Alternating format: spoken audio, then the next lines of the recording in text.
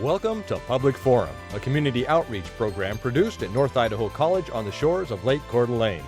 Featuring guests from around the globe addressing a wide variety of subjects, Public Forum serves to educate and enlighten.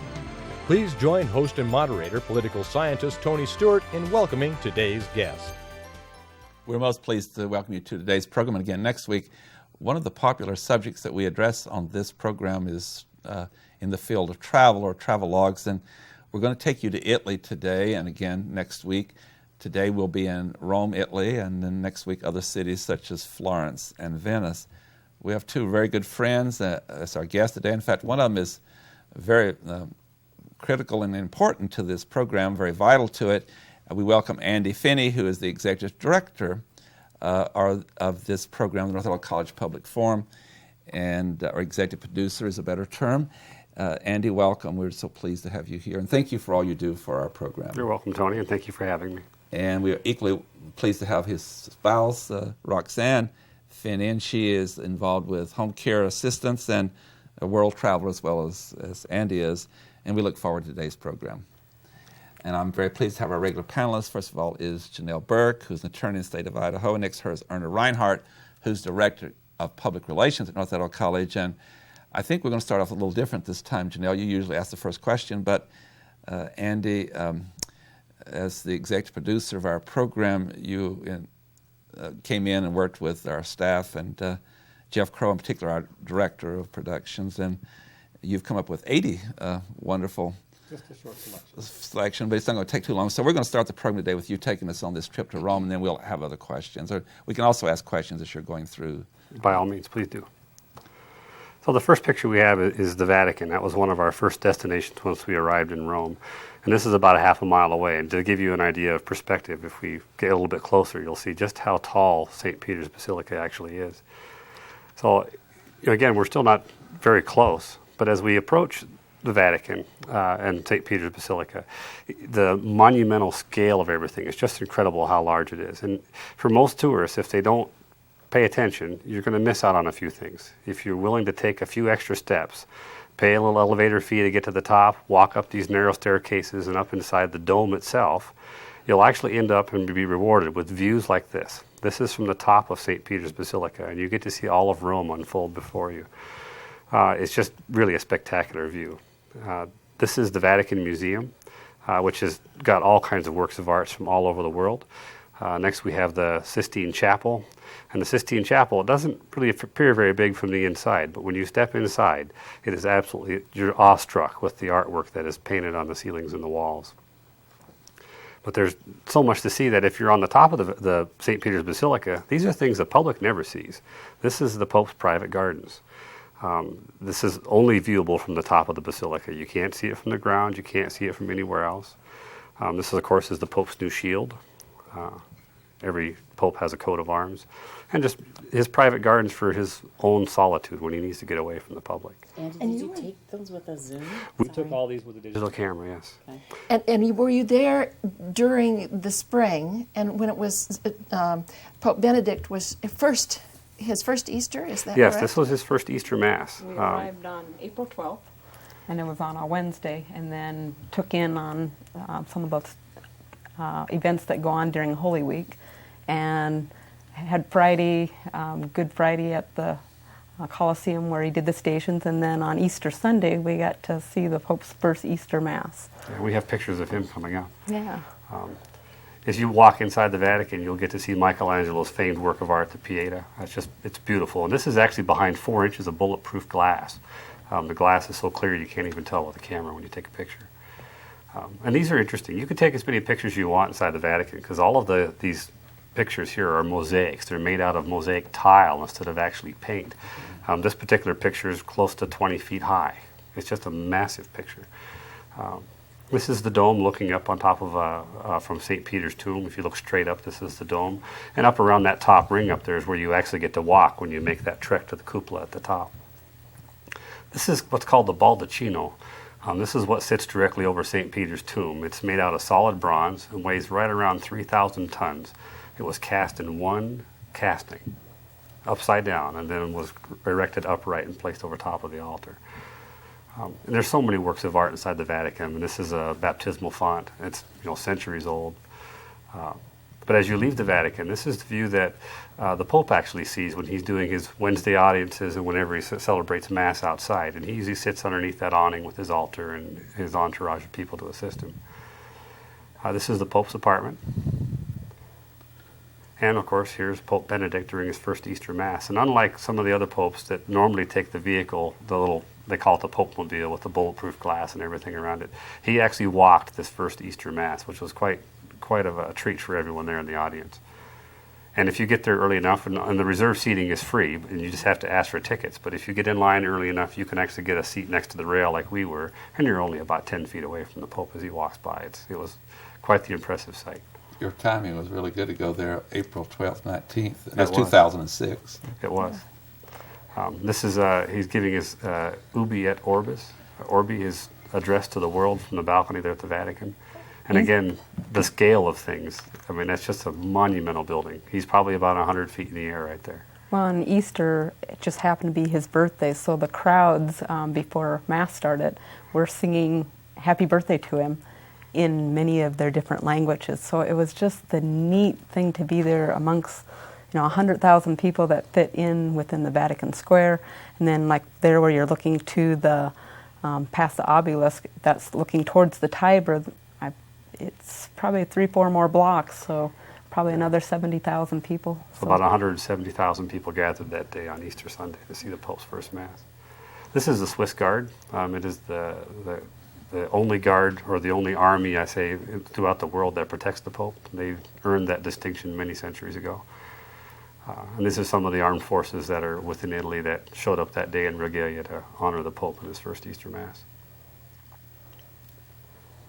It was just so spectacular to be there. I was so overwhelmed with just all the people and just, I mean, it was just the neatest thing. This obelisk stands on the top of the Spanish Steps. And there's obelisks all throughout Rome. And as basically each time they conquered a place in Egypt or someplace, the Egyptians would honor them with an obelisk for losing. But at the top of the Spanish Steps, if you look out over Rome, you see the Vatican there in the background. But you see all these rooftop gardens. There are no green spaces within the cities of Rome for the most part. People don't have a private garden or anything else because there's just no space. There's no lawn. You don't see lawns. So they build all these rooftop gardens to have that little quiet green space and grow a garden. This is at the base of the Spanish Steps. Of course, they're doing a little reconstructive work on that church at the top. At the base of the steps here is a fountain by Bernini. This is a sinking gondola. And this is a fountain that's powered by the aqueducts. There's no pumps that drive this fountain. It's all gravity fed from the mountains. And just some of the busy streets. We're here before tourist season really begins, so there's still a lot of people here, but not as many as it would be if you went a little later in the year. This is the column of Marcus Aurelius. And if you walk around this in a counterclockwise fashion and follow the spiral up, you get to see the history of events that transpired under his reign. Here's, of course, Trevi Fountain. This is another aqueduct-powered fountain. The Pantheon. We got to actually celebrate a Mass service on Holy Thursday yes. Here in the Pantheon, which has an open ceiling. I mean, if it rains outside, it's going to rain on the inside, so you choose your seat wisely. And it has drains in the floor, so it just kind of drains out, and of course there's lots of pigeons, so you just kind of watch to where you stand under there. Where you sit. This is a church in Piazza Navona. There's 3 fountains in Piazza Navona. This is one of them. This is King Neptune's fountain, I think. Actually, he's on another one. This little niche of artwork you'll find them all over the facades of buildings, right next to graffiti. And at least the graffiti artists are kind enough not to graffiti over some of these works of art. But artists like Giotto or Michelangelo will have painted some of these on the side of a building. And here's some restaurants, just like you see in the movies. They're sitting outside under the parasols. And of course, lunch. We had to stop and eat every now and then. These were a couple paninis we had for lunch one day. Along with your beer. Along with the beer, yes. That's a local Italian beer. There's the King Neptune fountain in Piazza Navona. This church is the first Jesuit church founded in Rome. And it's got a very spectacular painting in the ceiling. This is the Judgment Day. And this picture, so you have an idea, is about 40 feet wide by about 100 feet long. And this combines 2 types of art forms. There's 3D sculpted art in the ceiling, as well as 3D painted art. And it's very difficult to see where the 3D sculpted art and the painted art begins and ends. In the bottom right corner is an actual marble angel that's been painted gray with a shadow to blend into the painting, which you see to the upper left. We just really stood impressive. there in awe looking at it. Yeah. I mean, A lot of it- churches have mirrors that you can go up and look at, the mirror aimed at the ceiling, so you don't look up and fall over backwards. This particular picture here was Friday, which was Stations of the Cross, and the Pope starts inside the Colosseum with the first Station of the Cross and works his way to the outside. But as the crowd gathered, which was about 70,000 people there, and night started to fall, the pictures really started to turn. They light all of the ancient ruins at night so that they really stand out against the night sky. While we stayed in Rome, we had an apartment. Here's Roxanne writing some letters home. And the apartment we had, we're there for a week, but it gives us a home base, and it's much nicer than a hotel. You've got your private bathroom, and you can leave things out and not worry about housekeeping. Our little patio where we could look in and see ourselves, or see the inside of the apartment there. And pretty reasonable price. Very reasonable this way. It's much cheaper than getting a hotel on a daily rate. And the architecture that you see when you walk throughout Rome, there's architectural styles from every place. It's just incredible, the different structures that are there. Spanish influence, Italian influence, European influence of all different kinds.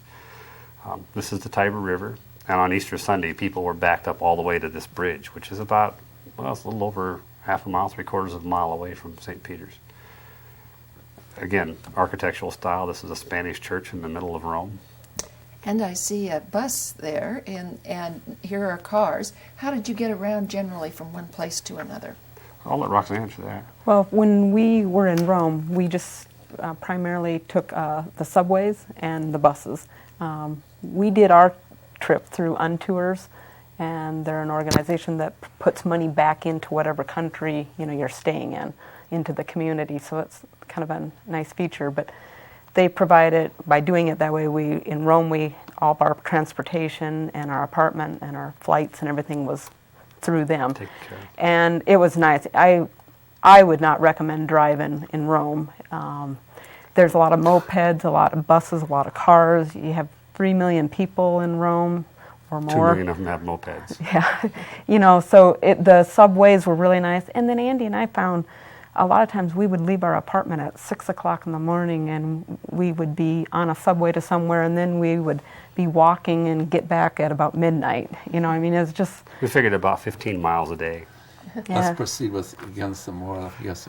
5 years ago while we were there, we renewed our wedding vows in a small local church, and we were very fortunate that as we were traveling about one day, we happened to walk down the street to take a picture of a water fountain, walked by the front of this church and realized that this was the one that we did our wedding vows in 5 years ago. Wow.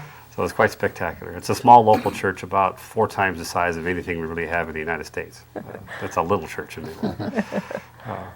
This is a castle outside of some ruins called Ostia Antica, which is very similar to Pompeii, but not quite as far away. But looks are deceiving. When you go inside the courtyard, you really get to see a little slice of Italy of what people expect on postcards. And these are the scenes that they're tucked away in these little tiny recesses of the country that you don't see by a tour bus. You need to get out on foot and go see some of these things. A little tip for you is if you're going to visit the Colosseum, start at the Palatine Hills, and this is down middle of Rome. Palatine Hills is where the emperor's house were, and some of the Caesars had their homes. It's a short walk from the Colosseum. You buy your ticket at the gate and spend about 5 minutes and get some views and some spectacular pictures like these. And if you look in the background, there's the Colosseum. You're 10 minutes walk away. And so instead of spending an hour and a half to 2 hours in line waiting to get a ticket to go into the Colosseum, walk to the Palatine, buy your ticket, spend a few minutes, walk back to the Colosseum, and go into the front of the line.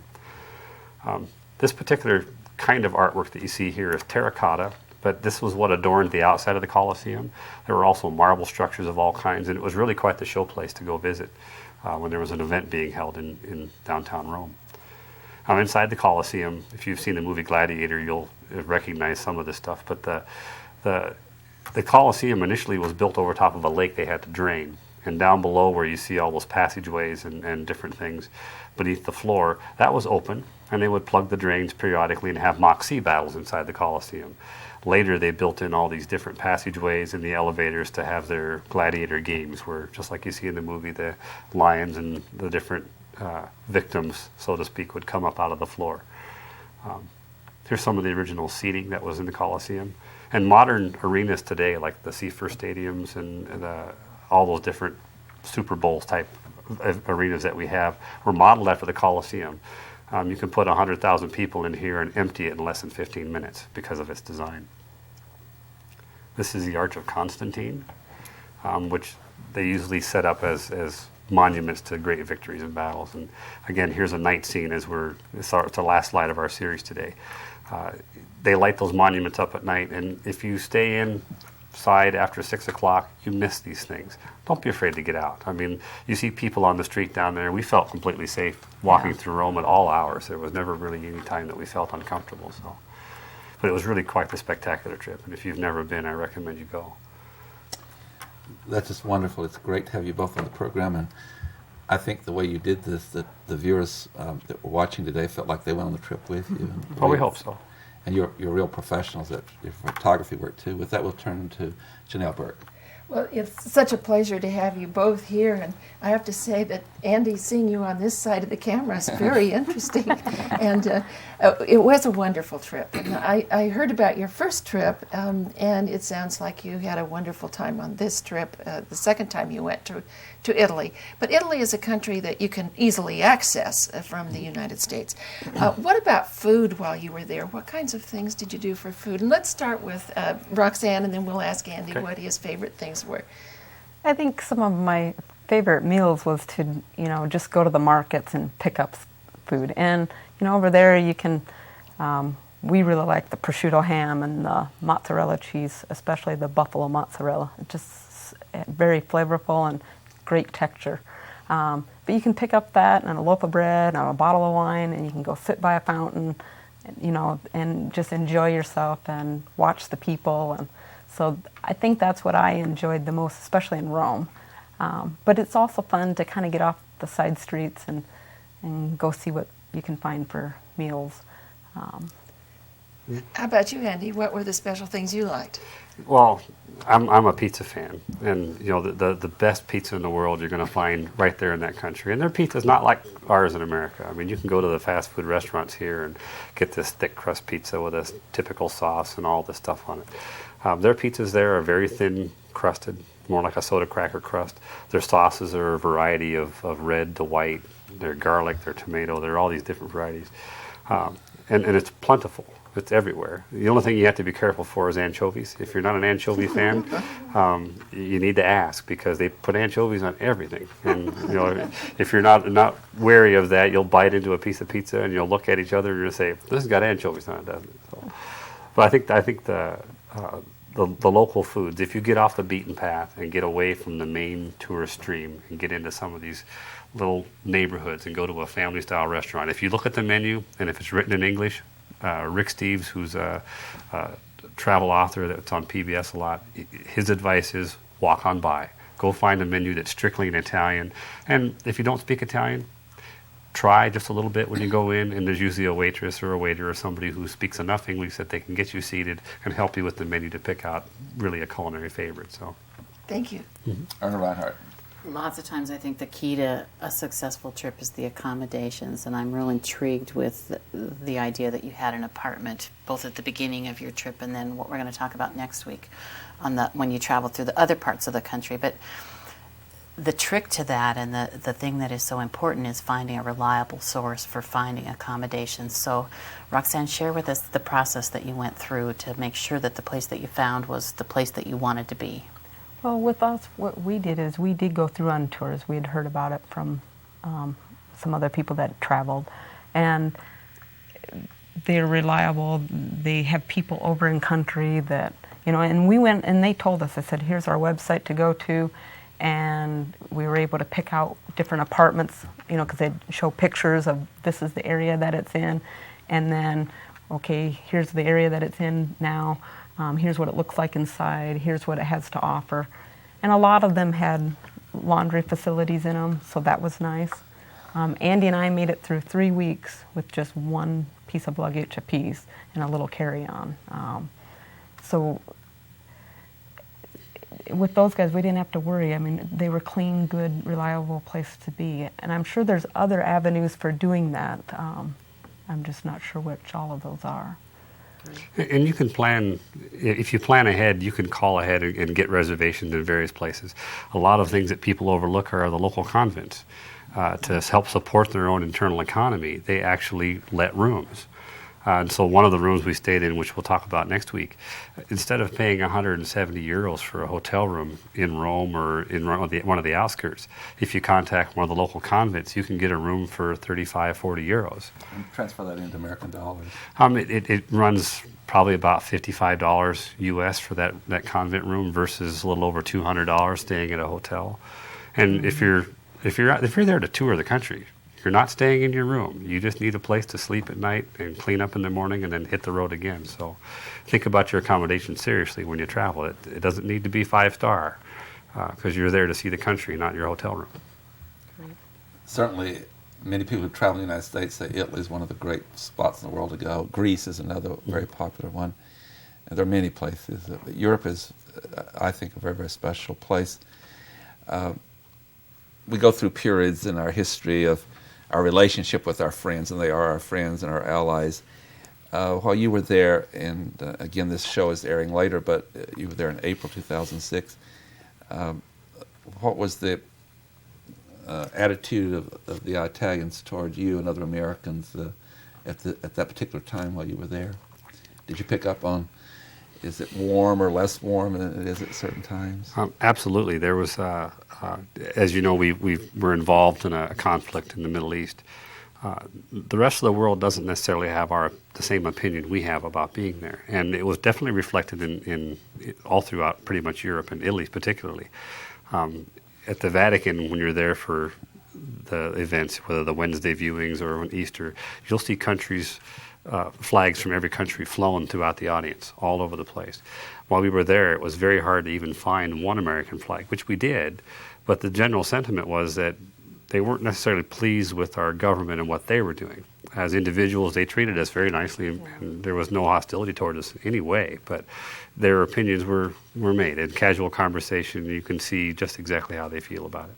Yeah, we felt very warmly received. And I think a lot of times when you're traveling, you're in their country, so try to experience what they have to offer, and try not to want it to be like it is in America. Go there and enjoy it.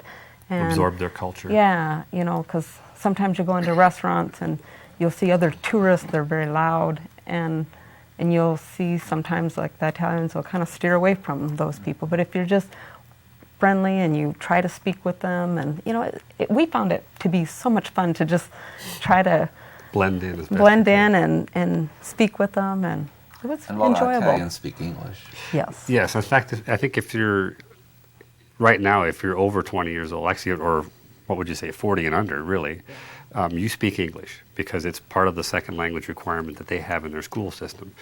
If you get off into some of the littler towns, we'll talk about that for next week's. Then sometimes, if you get off into little towns, you're going to find sometimes people don't speak English, or if they had learned it was so long ago, it's kind of like me trying to speak Italian to them. So they're very conservative about that. Yeah. Janelle Burke. Well, we've talked a little bit about food and lodging and transportation. Let's talk about what to wear. Do you have any tips for travelers? Andy, let's start with you and let Roxanne help you. Tips for travelers as to what to wear. Well, I think the number one thing you need to consider is comfortable shoes, especially if you're going to go to Rome and sightsee. Get off the bus, get out of a taxi cab, get on your feet and walk. If you don't do that, you're going to miss so much. You're just going to see the world go by in a blur out the window. So comfortable shoes. I think we walked probably an average of 10 to 15 miles a day going through ancient Rome and just crisscrossing the entire city. We each had 2 different pairs of shoes, so that like one day we're wearing sandals, very comfortable sandals. Next day we're wearing tennis shoes that are very comfortable. Kind of switching back and forth, and just kind of comfortable clothing. But like you don't see very many Italians in shorts, and yet in April it was warm to us, but we never once wore shorts. I mean, we kind of want it to blend in. We had clothes with us that. And this is what we chose to do because we didn't want to pack a lot of luggage, is we washed clothes every 2 to 3 days or so and so they were things that could dry within 4 hours, and so that made it nice. And you choose your clothes carefully. You make sure that you can have clothes that are good combinations, that the pair of pants that you have, which we had 2 pairs of pants each, and 3 shirts. But no matter how you mix and match, they were, suitable colors and suitable shades of things. But we obviously had travel clothes. And when people look at you, you're obviously wearing travel clothes. And once you get beyond that, don't worry about it. You don't have to dress like the Italians do, because they dress very nice. I mean, there's no shortcomings in the way they dress. They dress to impress. But as a traveler, you can't necessarily afford to do that, because you'd be packing your whole closet with you. Those are always very good suggestions and tips on what to do.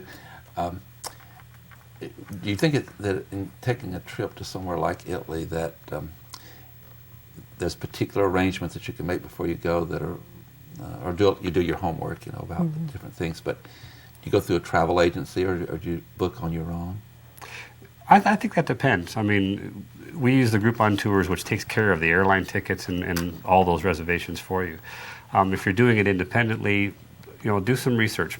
Look at the Department of State to find out what's happening in the country you're planning to visit, to make sure there's no civil uprisings that you need to be wary of. And they'll advise whether you should go or not. Your travel agent doesn't necessarily do that for you, but they will take care of all the accommodations you need. You just need to specify what those are going to be. In our case, we had a trip planned where we had untours take care of our first week and our last week. The week in between, we took care of ourselves. We rented a car from the United States. It's easier, more reliable, but we just flew by the seat of our pants for the week in between, grabbed hotel rooms in various places to stay each night.